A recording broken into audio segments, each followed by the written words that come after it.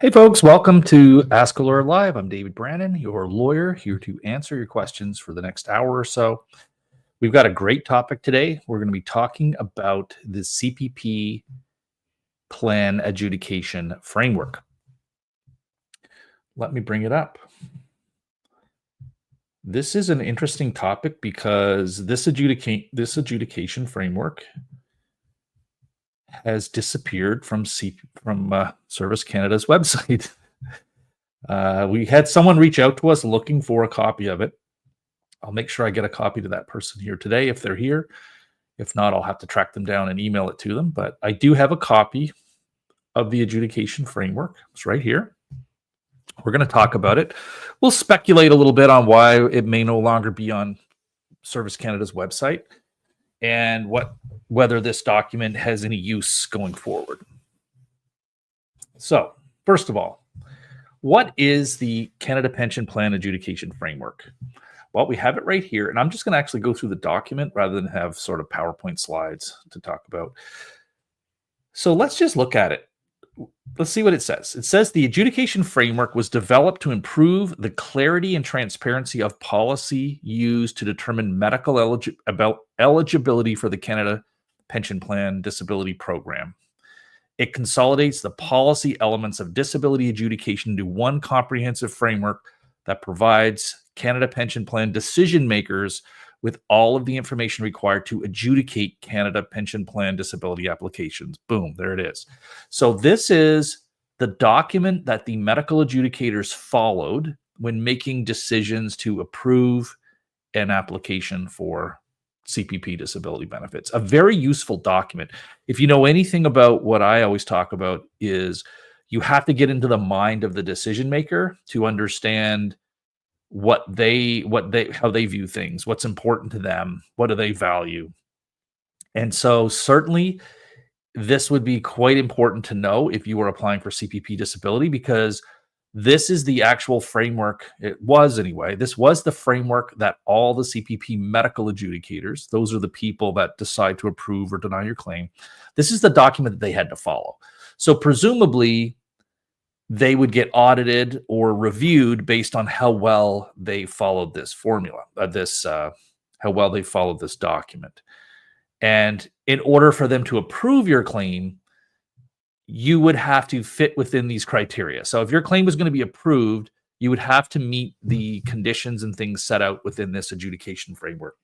So that made it a very important document to know. Now, this was on the Service Canada website until about 2018. This was the last time that I was able to find that this was on the website. And funnily enough, it is still published. Sorry. I get these. Where's my most recent one? Here it is here.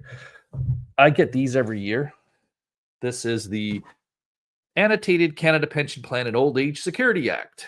This is the 2024-2025 edition, so I'm sure I'll have a new 2026 one will be coming out at some point. But this is the Canada Pension Plan Act that's annotated, so it has notes in it. I get this every year, and I checked, and it still has, I believe it still has, let's look. Up until recently anyway, each edition of this had the adjudication framework. Wow, maybe this one doesn't. Yeah. Okay. So it looks like they've discontinued the adjudication framework in these books come out every year. Like, for example, here's one for 2020. Here's my book for 2020, 2021, 2022 edition. Did that have it? Let's go have a look there. I know for a fact that it used to be in here. Is it still, is the question. Let's see. I bet it was still in here back then. Yeah, there it is, 37. So it was here. It was still being published in this booklet as of 2020. Yeah, there it is right there. That's interesting. So in the 2021-2022 version, the adjudication framework was still in there, and it looks like the most recent version of my book, it is not in here. It is not in here. Wow. So they have taken it out. Okay. So it's no longer published. Now, this is not like official or legal. This is just a book put out by LexisNexis, which puts out books for lawyers and other people. It's interesting that it's no longer in there, but I mean, it's not been on their website since 2018. So what does it mean? Do we think that Service Canada no longer uses this type of document? I think that is probably incorrect. They probably still use either this document or some version of it. Why would they take it down? I don't know. I don't have any inside information on that. It could be as simple as they took it down because they wanted to make some revisions to it, update it based on new law that's come out since this was originally done. Although there does appear that they were updating it over time. So maybe that's not the best reason. They must have took it down. In my mind, the most likely reason is that they were planning to do some major revisions to it, maybe. I don't know. That's speculation. Certainly, they've not put anything back up on the website that is similar to this, but we can be certain that they are still following this document or some version of it or some revised version of it for their decision makers. They still have a framework, and they do want consistency across all their decision makers. So there is undoubtedly this type of a framework still there. Now, there's no real mystery to this. Like, there's not a lot of surprises with this document. They still have to follow. Okay, sorry, it's just my wife texted me. They still have to follow the criteria within the CPP Act. So it's not like they're really inventing anything here. But one of the things that jumped out at me when I first found this document many years ago was they have these are the 5 components that they focus on. And we'll take a quick run through these. The first one was they say that the severe criterion for the prime indicator. So they have said that the medical condition, they view it as a prime indicator. Now, that is not something that's written in the legislation. That is how they view it. They're saying it's supported by some of the judicial decisions, but what this means is that even though your medical condition is not determinative, like it will not, just because you have a medical condition or the type of medical condition you have will not necessarily qualify you on its own for CPP disability. What they're saying is that the type of medical condition you have is a prime indicator on whether you could have a disability or not. That's interesting. So it does mean that your medical condition is important. And they do go through here the factors that they look at when they look at your medical condition. So, for example, if the CPP medical adjudicator was following this policy, when they see your medical condition, they're going to be thinking of these types of things. Like, what is the nature of your condition? Is it a progressive condition that gets worse over time, or is it one that stays the same? What are the typical functional limitations imposed by your condition that is kind of known? What are the impacts of treatment on your condition? They'll look at statements or opinions around your medical condition. And they'll also look at your personal characteristics and existence of other conditions and that kind of thing. But it's interesting to know that this is the kind of things they're looking at. So when they're thinking of things like the nature of your condition, they're looking at whether your condition is one that is mild, moderate, is it severe in nature? Like, they're looking at these general ideas around what is known about your medical condition and the range of possibilities it can have. Is it one that could cause a severe disability? So this is why it's important. I guess it's important that the medical adjudicators do have a medical background in basic science. Well, it's more than basic science. They're nurses. So they've gone through nursing school and are licensed nurses as well. So they do have a background to understand the medical condition, and there is quite an emphasis placed on it. Interesting. Another factor they look at is the progressive nature of your condition. This is interesting as well, because they will consider, which I think is correct, that what is your condition expected to do over time?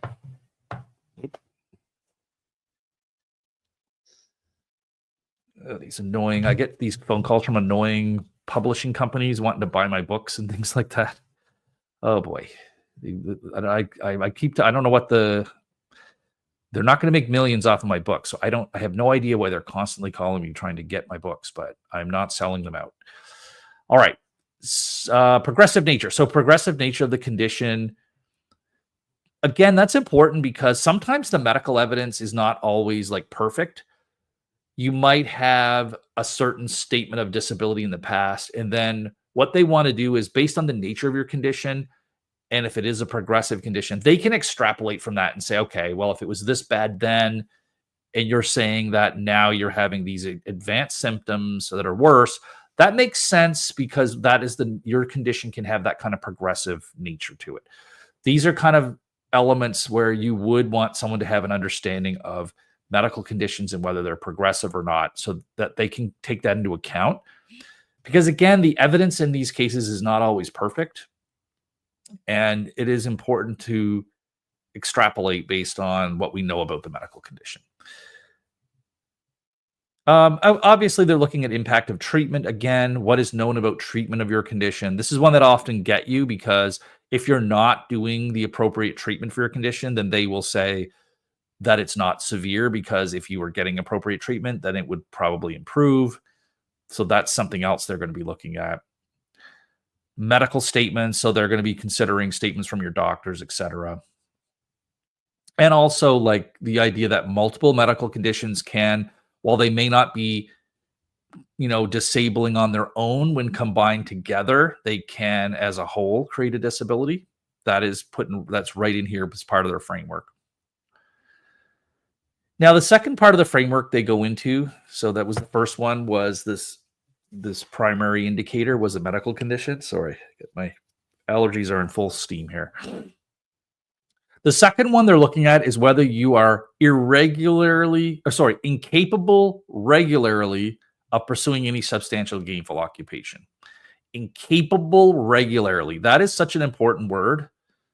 This regularly, a lot of cases that I can win are based around arguing that you cannot regularly, my client cannot regularly do the job. They can do the job irregularly sometimes, but not always.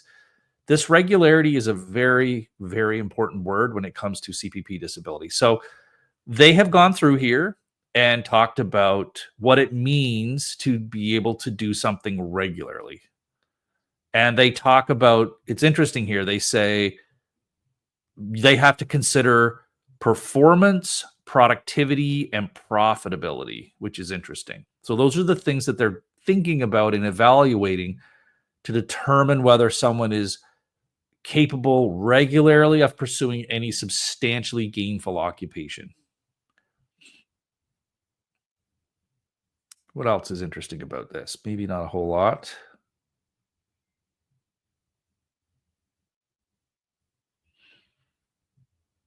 Productivity is an interesting one. So just because you can do the work, or this comes up when someone is able to show up at a workplace and be paid, but they're not doing productive work. You can still win a CPP disability case, even though you are someone who's showing up to a job and being paid to be there. You can still win a CPP disability case if you can prove that you are not a productive worker. In other words, you're not really being paid for the work done. You're just being paid out of charity or some other reason. I have actually won cases like that where people were able to show up to a job, be paid, but really were incapable of doing the work, but they were still being paid anyway. It's a pretty unique situation, but it is possible to win, and I have won those cases. But this is something they're looking at. Are you a productive worker or not? So it's not enough just for them to argue that you were able to show up to work and be paid. You can also show that, yes, that's happening, but it's really a unique situation, and I'm not really a productive worker. Now, the profitability here just means that the amount, it refers to the amount of money you can earn, but this is tied up to this idea of substantially gainful. That has since been defined, probably since the time this was developed. It has been defined as 12 times the maximum annual CPP disability pension. So that is what substantially gainful is now deemed to be by the regulations. And so that will be the reference on whether you have that you have something that's substantially gainful or not. All right. Just 1 second.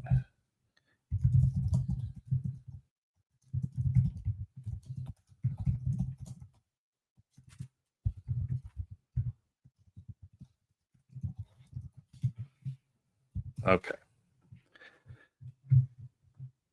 Let's keep going here. And if you have any questions as I'm going through this, please go ahead and just put them in the comments and I'll answer them. And once I get done this, I'll answer any other questions that people have.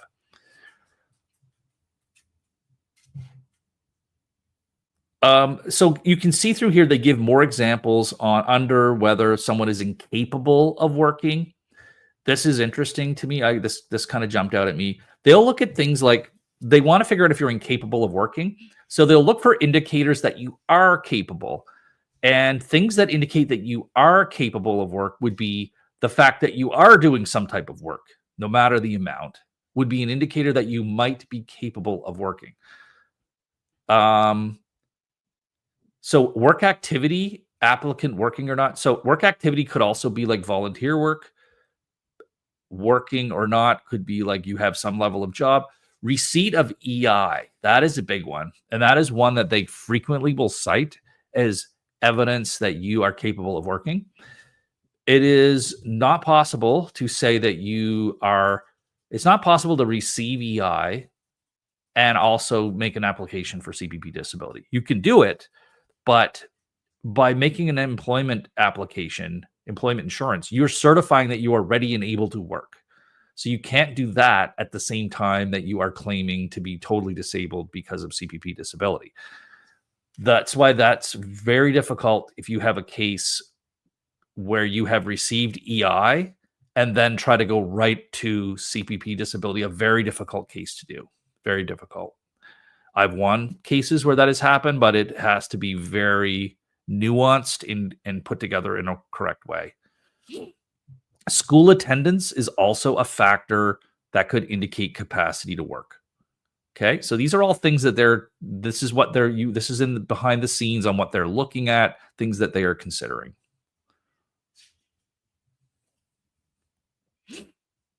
So they're saying here, like work activity, determining whether this is, where did I go here?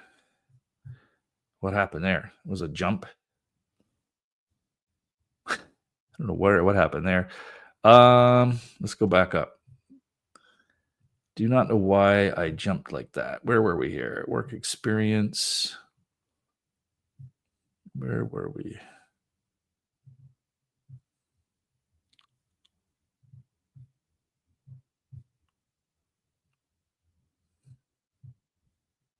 There it is. I think that's where we were. No, that's not where we were. Huh. Okay. I don't know why it jumped. Oh, I must have clicked on. Oh, yeah. I clicked on one of these by mistake. These are hyperlinks. Okay. I'll have to stay clear of the hyperlinks. Work activity, individual working or not. So this is what I was talking about. Determining whether or not work activity indicates capacity for work is based on performance and productivity.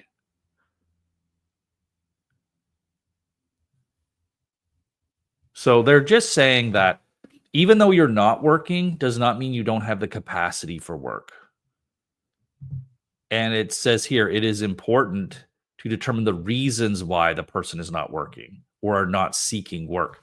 This is where a lot of people will really hurt their CPP disability application by giving reasons that are not really valid. Like, what are some common examples? Sometimes people will say, I've worked my whole life and now I apply for this and I deserve to get it. It was a terrible thing to say, although many people will say things like that.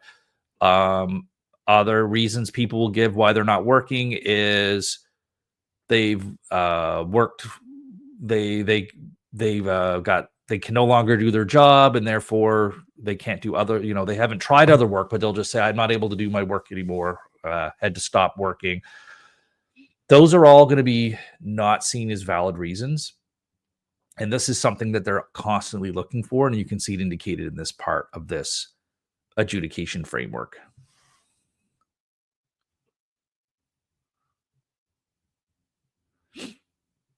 Now, on the other side, they do mention here that there are some individuals who do some work despite the severity of their disability, but who nevertheless are considered as incapable. So what they're just reiterating that it works both ways. Someone who's doing some level of work can still be considered incapable of working regularly, and therefore can be approved for CPP disability. And on the other hand, there can be people who are not working who nevertheless could have some capacity for work to the point where they would not qualify.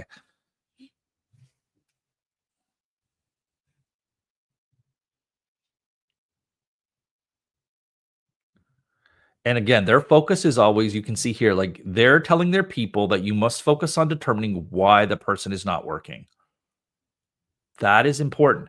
If you're not working because you were laid off is not great. That is not good. That is something that they're going to zero in on and say that you stopped working because you were laid off and then you applied for CPP disability.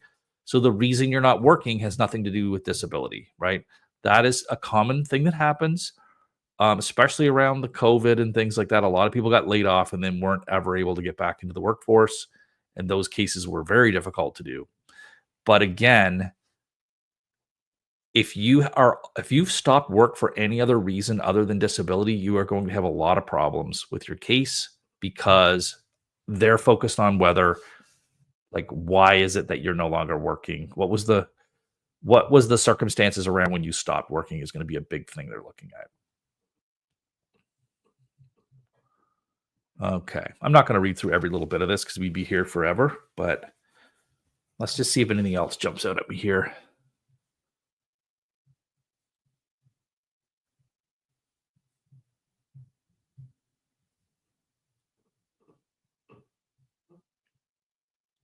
Let's see here. So part-time work is an interesting one.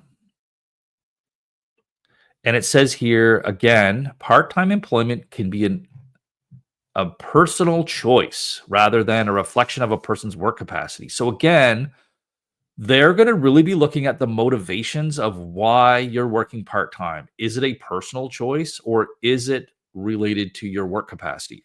Are you only capable of doing part-time work because of your disability, or are you choosing to work part-time? This is something that's going to be in the back of their mind, and it makes it very important how you present your case so as to not give them other reasons why you might be working part-time as a choice rather than being a reflection of your work capacity.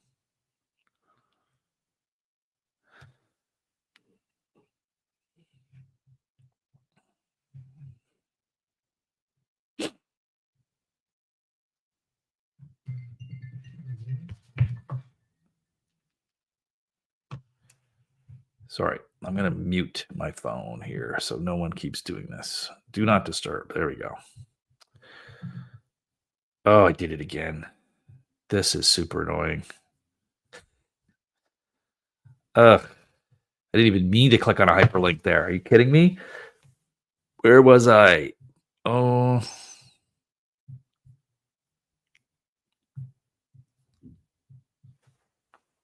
Yeah. There we go. All right, let's be very careful here. I didn't even mean to do that. Volunteer activity. So we're still Component regularly. Okay, so this is the regularly question. Okay, I do see some people with some questions coming through. So I'll get to those questions in 1 second. I'm just going to finish up. Keep putting your questions in there, and I definitely am going to get to them. So with regularly, this is, again, like I told you, this is a way that I have win a lot of these cases because you can present evidence to show that the person can work, but they can't do it regularly. That will, and they're talking about here on how to assess regularly, and they're telling you to look at the hours of work or sporadic work. Is the person able to work, or is it just going to be on a sporadic basis? The reason you would work sporadically might be that you have good days, bad days, days where you can't get out of bed, days when you can't concentrate. So that is the important part of proving that you cannot work regularly, is to get evidence of those types of things. Okay. I'm going to just scan along here. I'm not going to go through everything in here because we would be here forever and it's kind of boring to just read through all this. Personal factors, that is another thing they look at. That would be something we would expect because that is part of the definition that's in the legislation. And this just gives a bit more guidance on them on what personal factors to look at, but you can see what they are: age, education, work experience. It tells them to value it on a case-by-case basis. So just for example, it said age does not alone entitle a person. However, age in terms of function is an important consideration. With increasing age, there's a gradual reduction in the reserve capacity of most bodily organs. Okay. This can affect ability to recover from injury, illness, and also sustain work.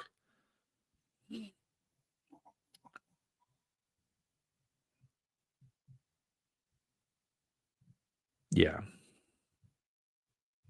And also medical conditions usually deteriorate with age. All right, we won't go through everything here, but it's interesting to read through this if you ever want to, if you're applying for CPP disability and you want to understand where they're coming from. The prolonged criteria, okay, that's the prolonged part means that this is a permanent kind of disability that is not going to go away. They give a little examples here. What does it mean to likely result in death? What does it mean to be long and continued?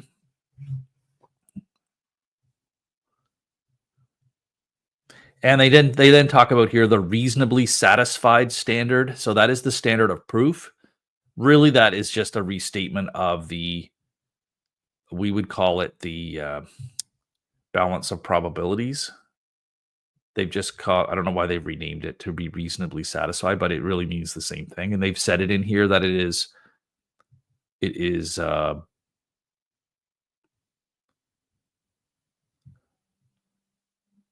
okay, so it is slightly different. Okay, so it is a slightly different standard. So reasonably satisfied standard is slightly different than a balance of probabilities because it is more subjective to the person. With the balance of probabilities, it really, you're almost looking at just not the specific person, but as a kind of a general idea. And this one says they're really focused on whether a particular person is incapable. Yeah. I still think this is really the balance of probabilities, though.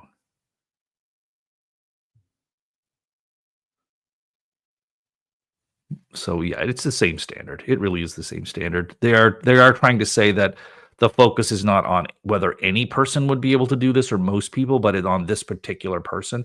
But that's still a balance of probabilities standard of proof.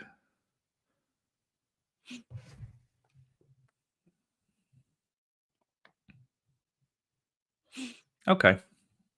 So hopefully this will be, if you are interested in this kind of thing, I do have a copy of this document and am willing to give it to anybody who wishes to have it. I don't have a link to it right now. I just have this as a PDF. I'll also post this. What I'll do is I'm going to post it on our website so you can get it there. Actually, I meant to do that before we got on here, but I did not get to do that. So, all right. That's enough of that. I don't want to review this anymore because it gets kind of boring. Unless people have specific questions about it, we're going to leave it there. And I'm going to dive into some questions. Let's take a look here. So this one says, I had a question. I've been asked by Sun Life to apply for CPP disability after having been on LTD for approximately 3 years. I don't have an issue with making an initial application. Okay, and there's more here. I have also signed information sharing agreements. Okay, that's no problem. And payment agreement forms, that's fine. Allowing Sun Life to claw back. Yeah, and they're saying that's all fine. But their issue is that Sun Life is also obliging me to sign a disability offset agreement, which reinforces many of the same rights, taking retroactive pay. Yeah. Yep, they often will do that. I have seen some plans that actually it's written in the language of the plan that says that you will have to sign an offset agreement, but that's mostly been with Manulife. I'm not sure if Sun Life has something in their plan that says you'll need to sign an offset agreement. But one of the things with the offset agreement that I will tell you is that usually with this offset, so with any agreement, you have to have like a give and a take for there to be an agreement. So for this, the way they get around this with these offset agreements, what they're offering you is in exchange for not immediately enforcing our rights to start to estimating deducting your CPP right away. So in exchange for not doing that, you're going to sign this document agreeing to these things. That's what these offset agreements are. So they're usually not a problem. They're usually not a problem. But I haven't seen yours, so I wouldn't want to speak directly on it. But that is typically what it is. It just reinforces their rights they already have. And sometimes maybe they're adding something on that they don't already have. I'd have to see what the wording of it is to know, but it's generally not going to be a problem. So this person then goes on to say, however, one aspect of the offset agreement I'm comfortable with is their insistence that if my initial application is denied, I must reapply within 30 days. Well, I wouldn't say reapply. That would be weird wording. It probably means appeal within 30 days because you wouldn't reapply. It would mean that you must appeal within 30 days. If it says apply, that would be weird. You wouldn't apply again. You would appeal if you were denied.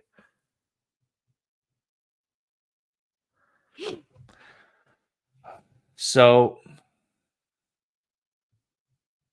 okay, this person's clarified it is appeal within 30 days. So, yeah, if you sign the offset agreement, you would have to appeal within 30 days.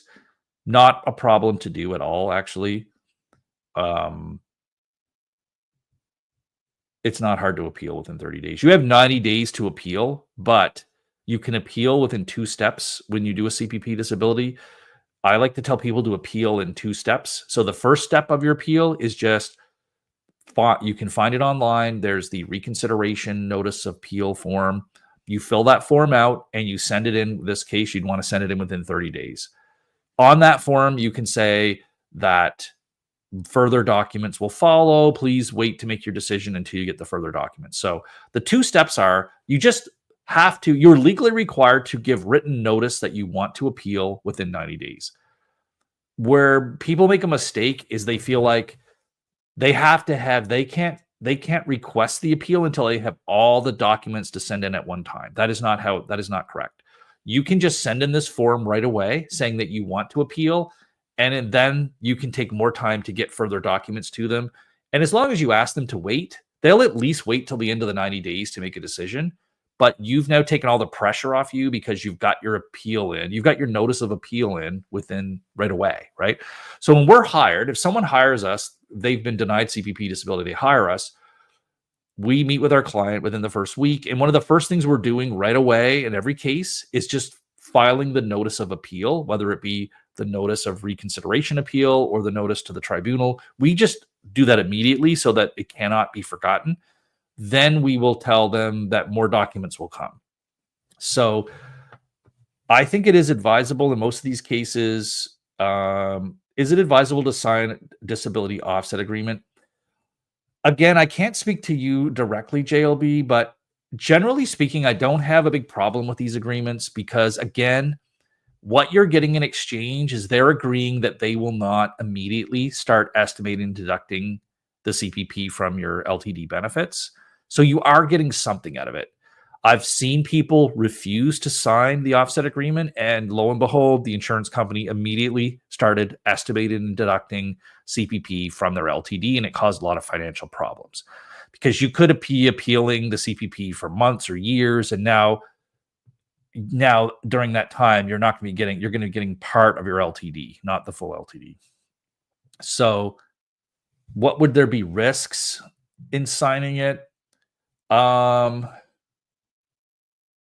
So what is your benefit? So I've described the benefit. The benefit to you of signing it is that they're not going to immediately, I assume that's what the wording is, that they're agreeing not to immediately enforce their right to estimate and deduct your LTD. So that's the benefit to you.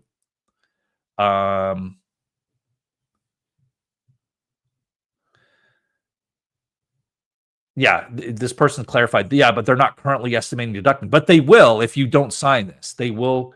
They're not currently doing it, but now that they've given this to you, if you refuse to sign it, they will start estimating deducting. I can't say they will, but there's a chance that they will. I've seen that happen to people where they refused to sign this, and then the insurer immediately started estimating deducting right away, and then the person scrambling to try to get the paperwork in so that they'll stop.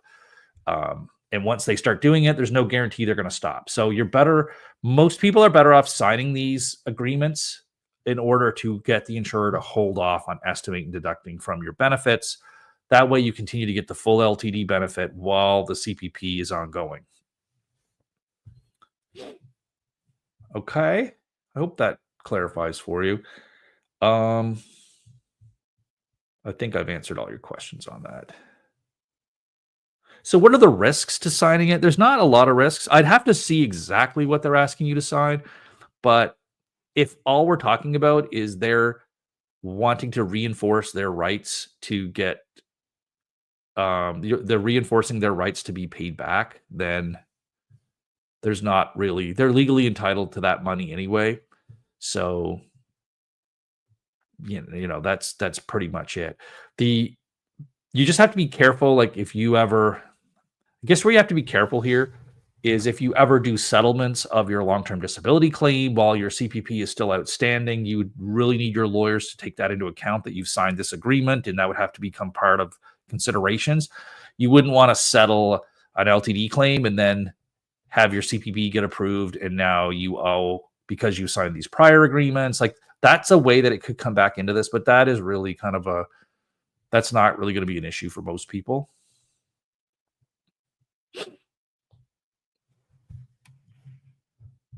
So without seeing your form, I can't really comment on it, but just generally speaking, these offset agreements, while kind of distasteful, they're not really going to prejudice you in any meaningful way. You've already signed the agreement that authorizes Service Canada to pay the money back paid directly to the insurer anyway. So really adding this on really does not do a whole lot. I think the insurer just wants to have this in place just to reinforce their rights, essentially.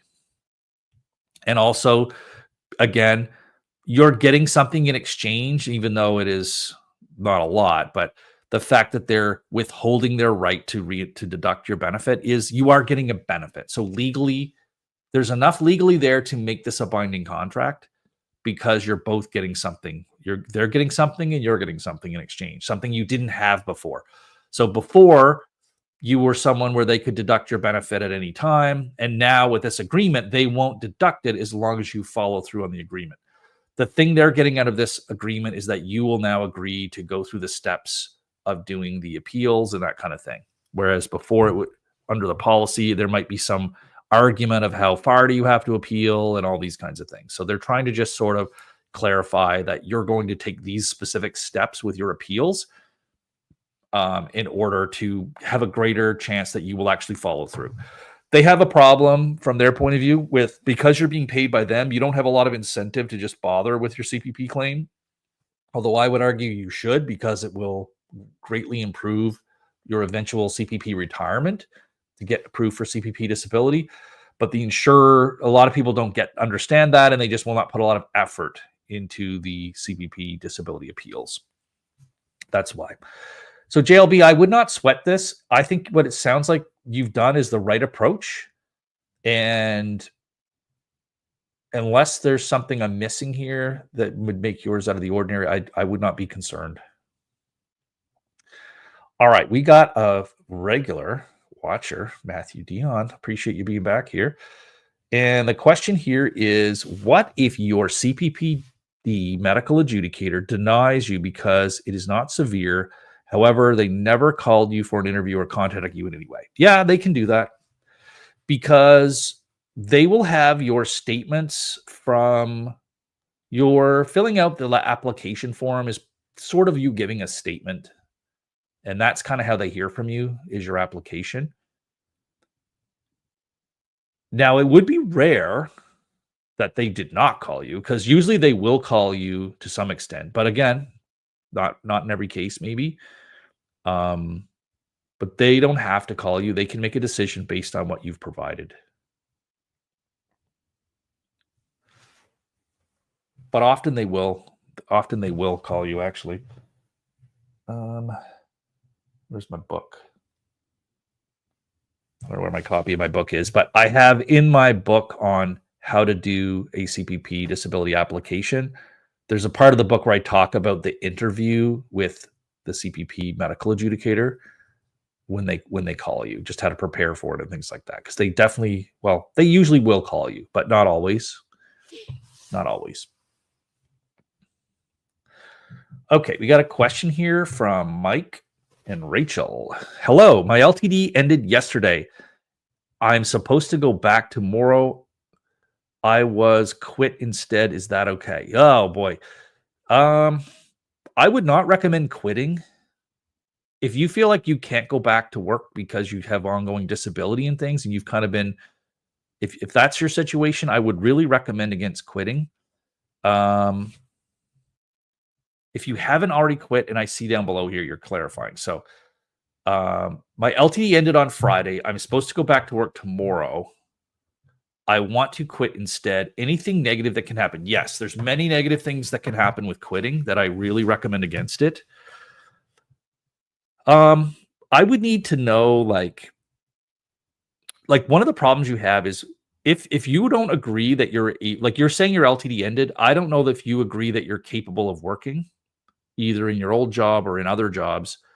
But so part of it would be if you want to continue to appeal your long-term disability, then quitting there won't really affect it. Where quitting will affect it is if you do feel like you want to try to return to work in some capacity, there are LTD plans that specifically say that if you return to work for a different employer other than your own employer, then you will not be eligible for the what's the word I'm looking for here? Oh boy, I'm drawing a blank here. The reoccurrence policy. So most LTD plans have a reoccurrence clause. That means if it allows you to go back and try to go back to work, and if it fails within 6 months, you just go back on your same claim. There are policies that will say that if you that works as long as you go back to your original employer, but if you go back to a different employer and try that, and the reoccurrence clause does not apply. So you can really kind of get yourself into a mess. Now, it doesn't mean that you still can't sue under sue your old claim here to try to get approved under that claim, but I just would want to know more. Maybe what you could do, Mike and Rachel, is call my firm for a free consultation because we would want to get more confidential information from you. You really don't want to air everything out here on the YouTube. Just would want to know why you're thinking of quitting. Like usually it's because of the pressure and anxiety about returning to a negative work situation, but there are ways you can handle that. And it does seem strange that you would be cut off on Friday and have to be back to work in 2 days without any type of a transition. I'm not sure how long you were on LTD. It just seems like quitting is usually not the option. Quitting is usually not the best option.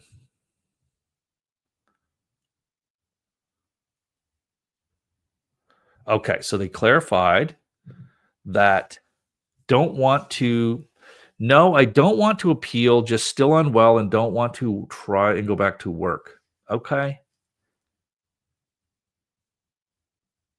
Certainly, if you're capable of trying to go back to work and you don't, the employer has a right to just say that you've like basically, voluntarily quit your job. But if you're still unwell and not able to go back, that may mean you're just not ready to go back to work medically, and that's a different thing than. So let's put it this way. If your insurer has pressured you to go back to work and stopped your benefits, but you don't and your doctor don't feel you're capable of going back to work right now, then what rather than quit, what you would want to do is go to your doctor and have your doctor write a medical note continuing to put you off work and just say the doctor could just say, just regardless of what the insurance company is saying, this person is not my patient is not ready to go back to work yet. We're still doing treatment and evaluating. That's what I would recommend if that's the case. But if your doctor says that you're ready to go back, then you really can't do that. But that would be another way to not quit. I would urge you to try to figure out plans of not quitting would be ideal. But again, it's your situation, and you have to do what's right for you.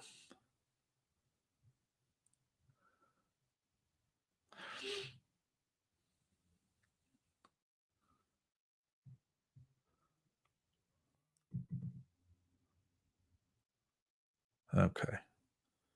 So JLB was clarifying things I was answering. I think I might have already addressed this, but this one says not currently deducting the estimated benefit. So I'm not currently enjoying any benefit by signing. Yeah, you are. So even though they're currently not deducting, they will. Like if you don't sign this offset agreement, then I think I've already said this, but they will start deducting it. So there is a benefit here. They just haven't done it yet, but they will probably start deducting it if you don't sign this, just to punish you. I think the case that I saw the person, I think it was a Sun Life case where they actually did start deducting on someone who refused to sign the offset agreement.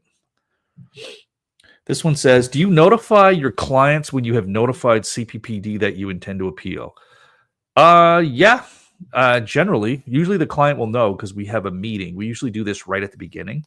So generally our clients would know. Yes. Because usually what happens is when we have a new client, we do the meeting and we say, okay, part of what they've been doing, even in the lead up to when I get involved in the meeting, they've been working with the case managers at our firm. The first thing the case managers do is get them to sign these forms. The case manager actually drafts this appeal document. So you will be aware that it's in the works because if you were working with us, because the case manager would be drafting it, you'd be signing it, and then we would be sending it off. But I believe we do notify our clients that we do send it out. And if not, you can always, if you're with a law firm or with us or with somebody else, you can always just contact the firm just to confirm that they did send it. Okay.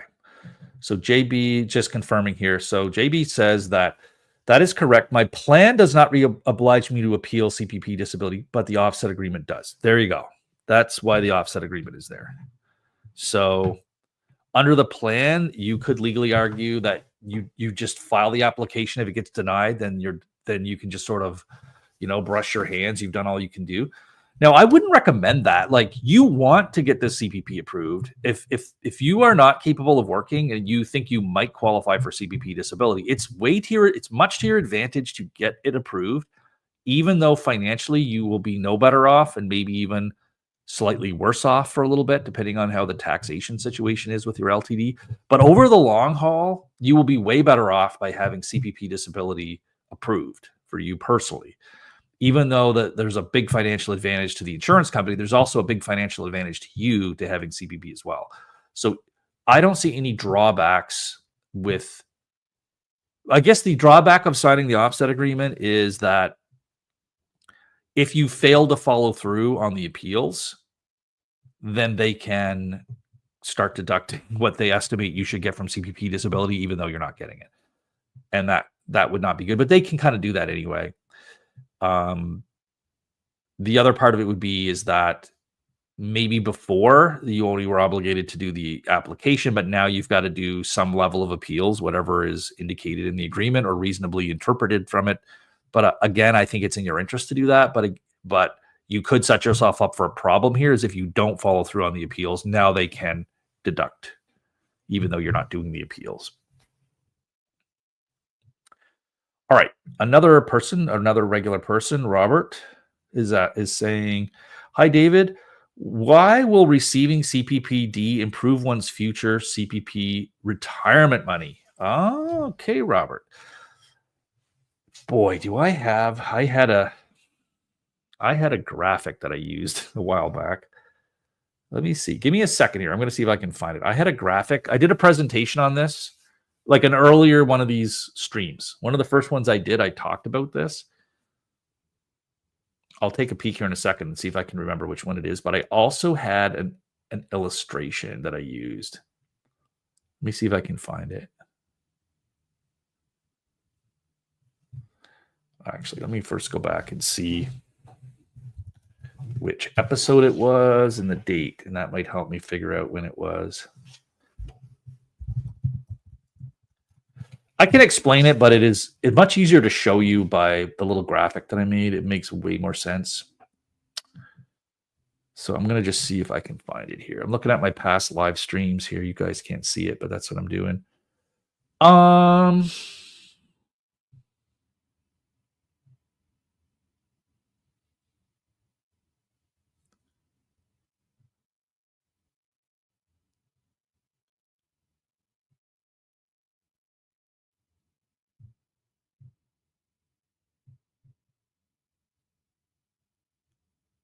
Yeah, I don't know when I did it. All right. I'll look a little bit more here, and then I'm just going to try to explain it.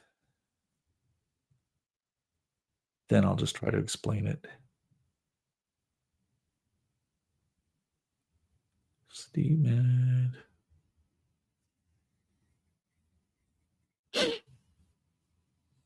Bear with me here. I might be able to find this.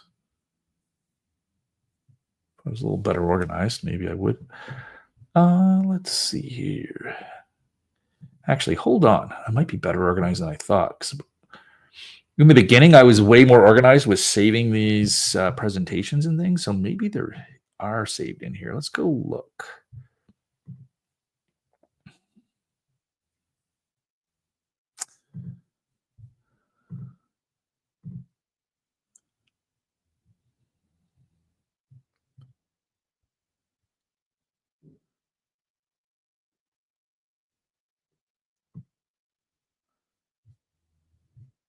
Okay, bingo, I found it. All right.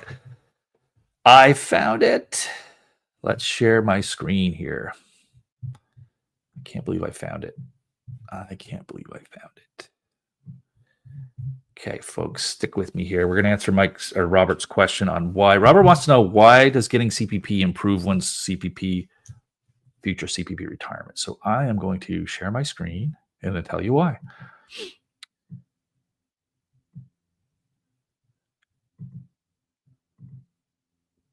Bingo. Are you seeing that? No, you're not. Now you're seeing it.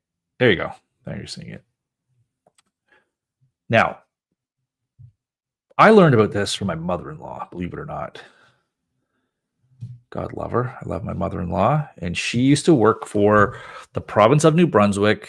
She dealt with all the people that were retiring from the public service. And she knew that I don't know how she knew this, but she knew that getting CPP disability would improve your CPP retirement. So she's the first one that put me onto this, like years and years and years ago, like 15 years ago or something like that. I had not really been aware of it until she brought it up to me. So this is why. Let's go through this. So see, this is a little presentation. This is one of the earlier presentations I did on the live show here, but let's just go through it really quickly. So getting approved for CPP disability can increase your CPP retirement pension. That is because CPP retirement is focused on your average annual contributions. Okay, keep that in mind. The formula for CPP retirement is the formula for average annual contribution is total contributions divided by total eligible years. Keep that in mind on eligible years. So total contributions divided by total eligible years.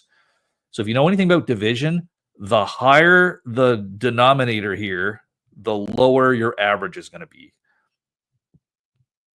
So here is an example. This would show someone who has 10 eligible years and made $200,000 in contributions. Because there's 10 eligible years, the average, what is the average contribution? The average contribution is $20,000. So we know that your CPP retirement is based on your average contributions. So when figuring out your CPP retirement, it's going to be focused on this $20,000 number. Okay.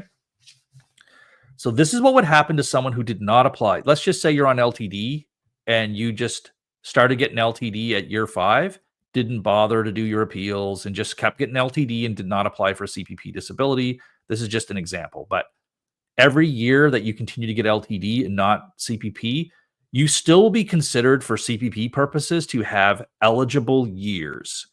So this person would have, over 10 years, they would have had 50,000 or 200,000 in contributions. Over 10 years would be 20,000 a year.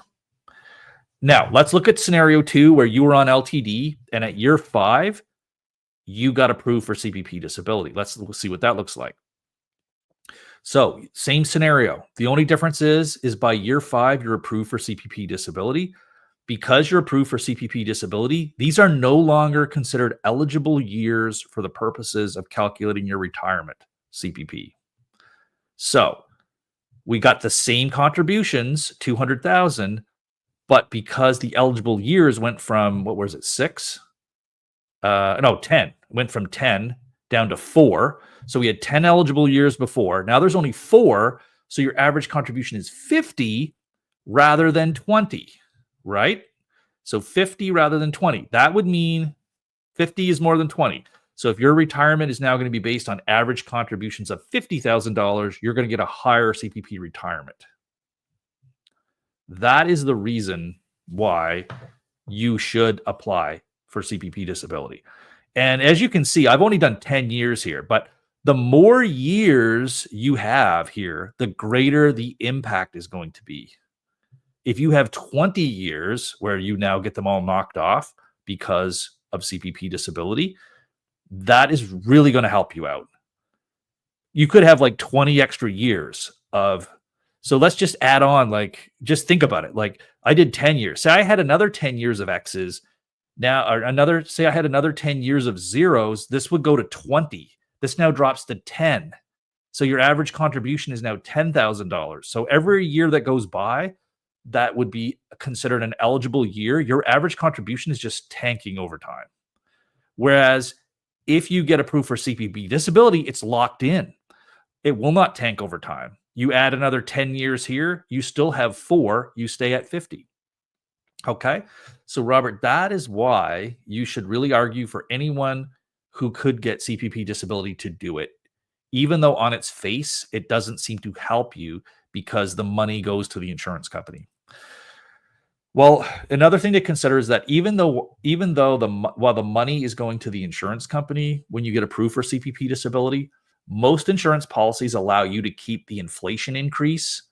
So for CPP disability, so the insurance company will only continue to deduct the original CPP approval amount. Let's say it's like $1,200, but every year you go from $1,200 to $1,250 to $1,300. Like any of those annual inflation increases, you get to keep, and the LTD insurer will only ever keep deducting the $1,200 original. So over the course of 10 years, you get to keep all those inflation increases. So you, over the long haul, you are better off by getting, for many reasons, for both helping your pension, retirement pension, and also just money-wise, you'll be better off because you will get to keep the inflation increases in most cases.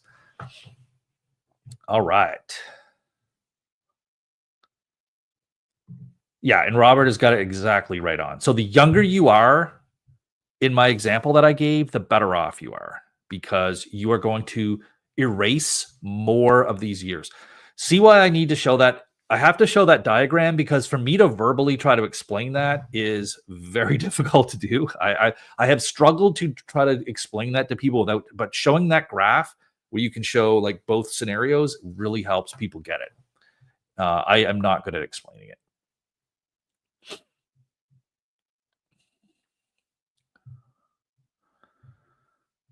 Okay.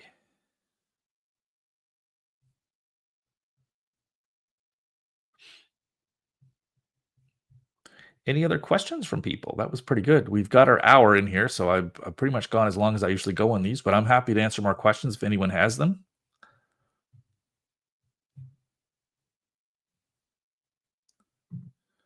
Yep, here's one for Debbie. So Debbie said, is there an allowance given for having children? Yes. For CPP disability, there is a child's benefit that is paid to the children based on the parent's disability. So it doesn't mean that the children have to be disabled.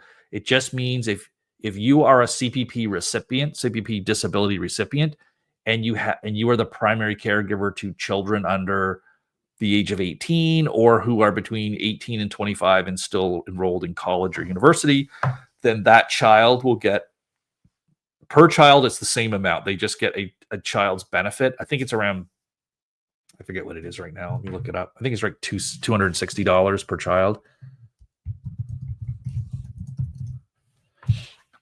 I believe that's what it is. It is, it's $301. It's gone up. So the child benefits, you'd get $301 per child. And it's while the children are under 18, it's paid directly to the child's primary caregiver. And once the child turns 18, it is paid directly to the child.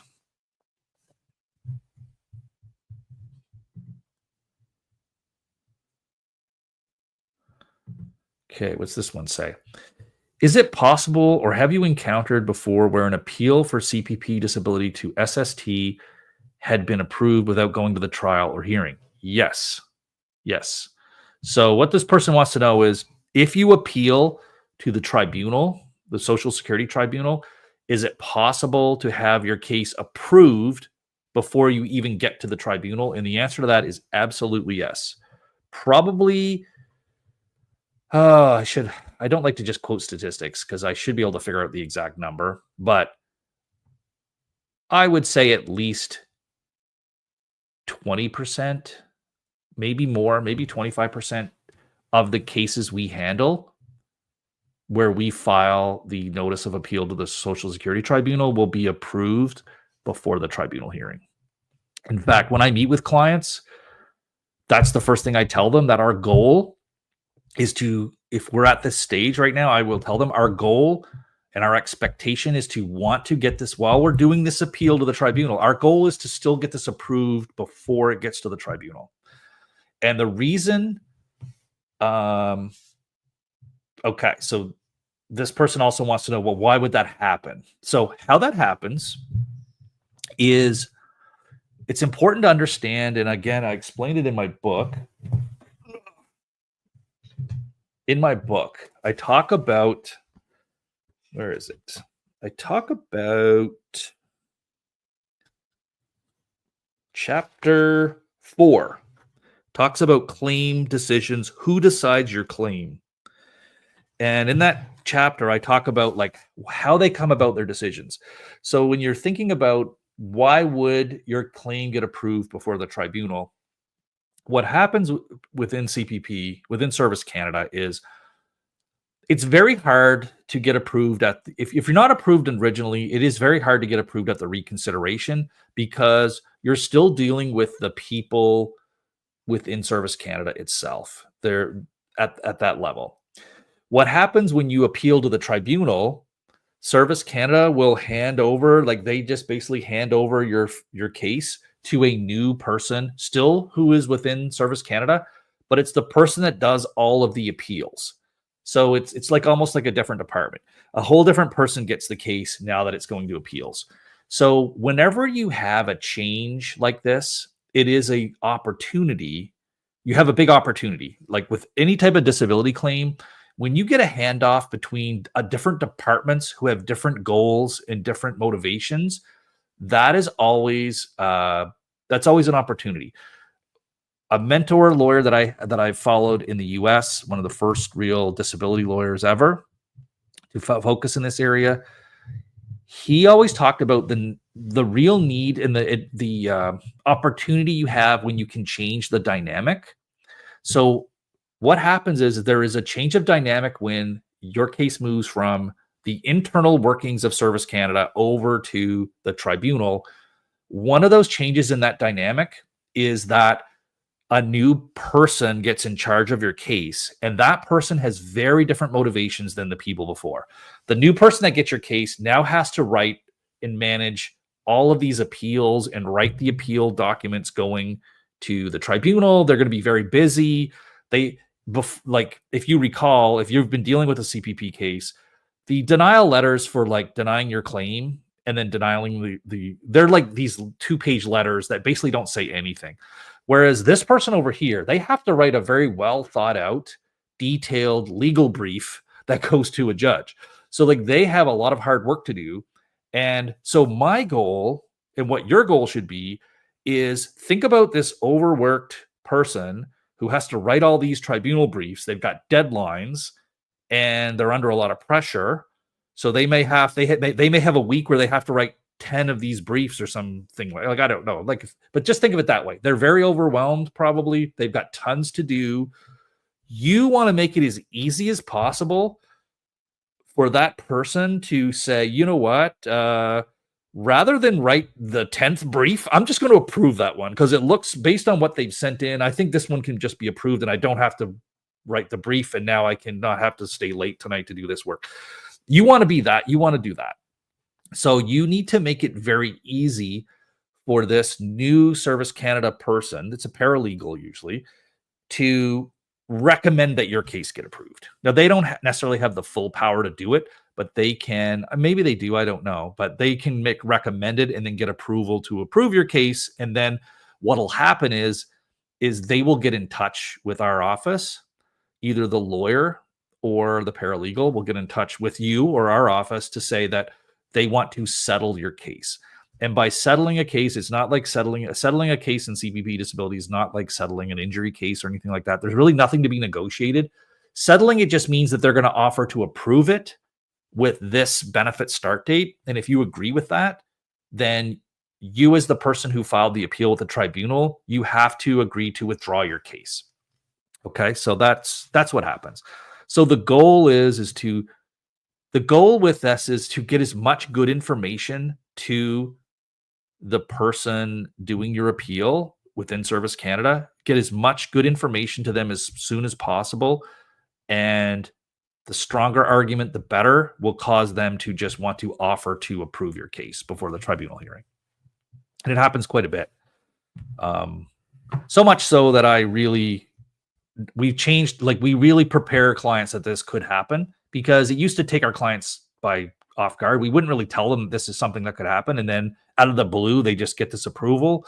Some of them would think, oh, well, you didn't do anything. They were going to approve it anyway. And it's like, well, no, that's not really how it works. So now we tell people, like, our goal is to make this happen. And this is how we make it happen, by really putting together a good case. So when the person is sitting there and they're just a human being sitting at their computer, they've got to write 5 briefs this week.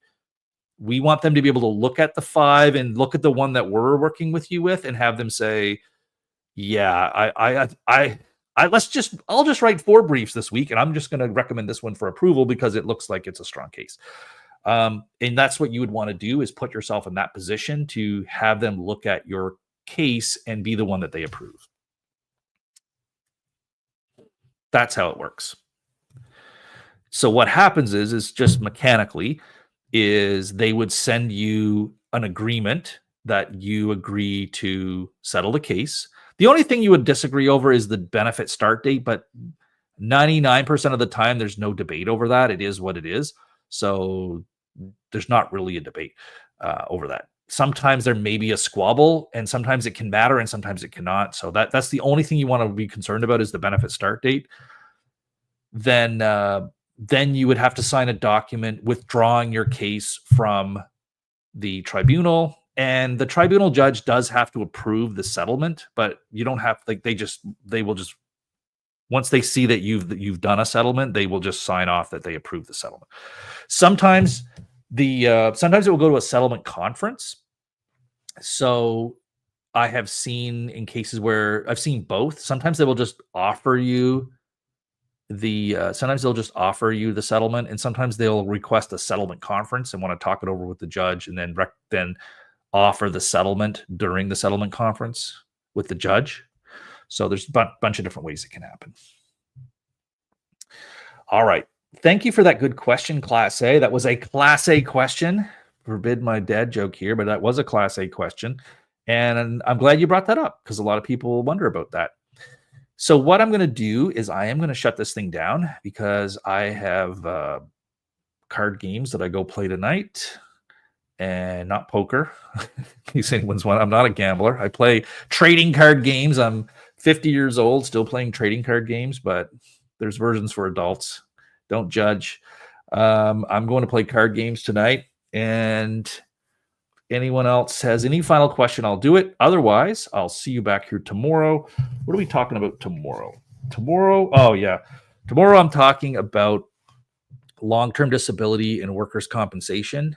And it's one of the mistakes it's one of the 11 mistakes in my long-term disability book is not applying for workers' compensation when you also have a long-term disability claim. And I'll talk a bit about that, why you kind of have to apply for both.